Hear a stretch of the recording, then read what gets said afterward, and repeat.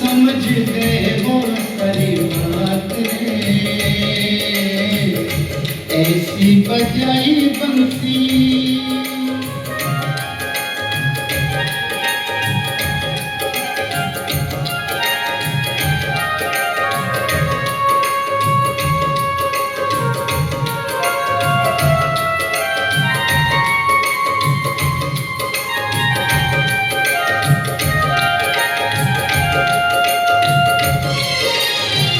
ऐसी बजाई बंसी सुध बुध भूले भूलनाथ में, सर से खिसक गई जब साड़ी,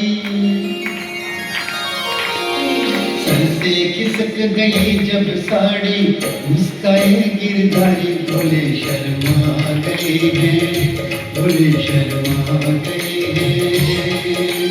एक दिन वो भोले भंडारी बनकर के बिजलाई बकुल में आ गए हैं, बकुल में आ गए हैं।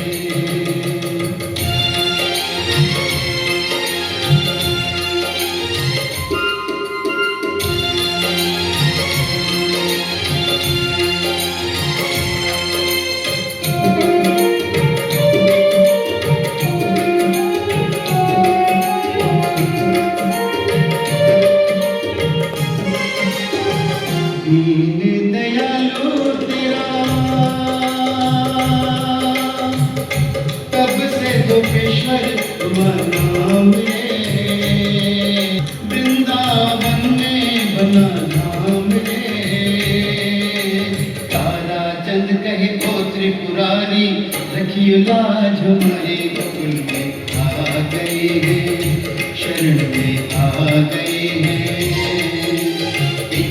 वो भोले भंडारी बनकर के बिजलाई बकुल में आ गए हैं।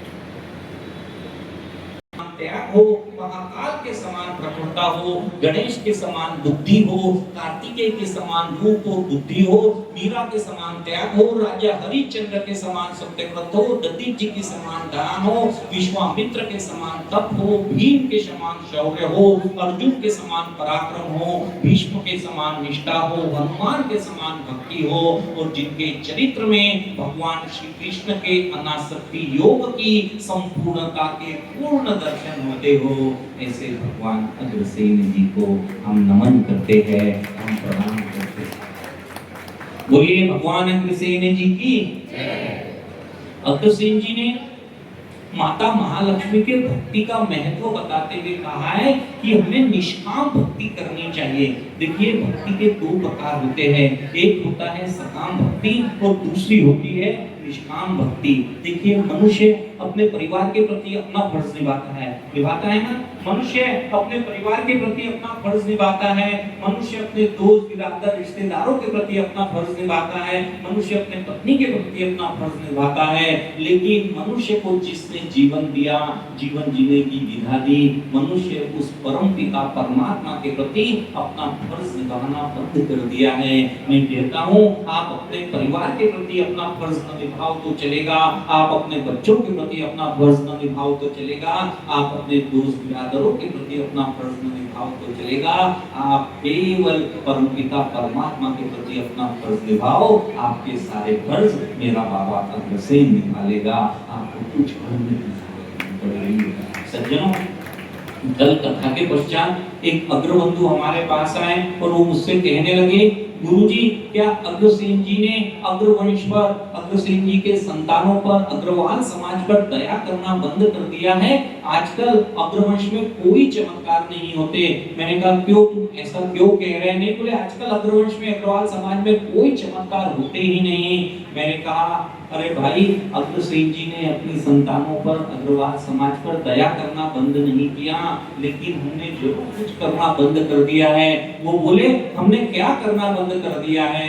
मैंने कहा हमने सच्चे मन से भगवान अग्रसेन जी को याद करना बंद कर दिया है।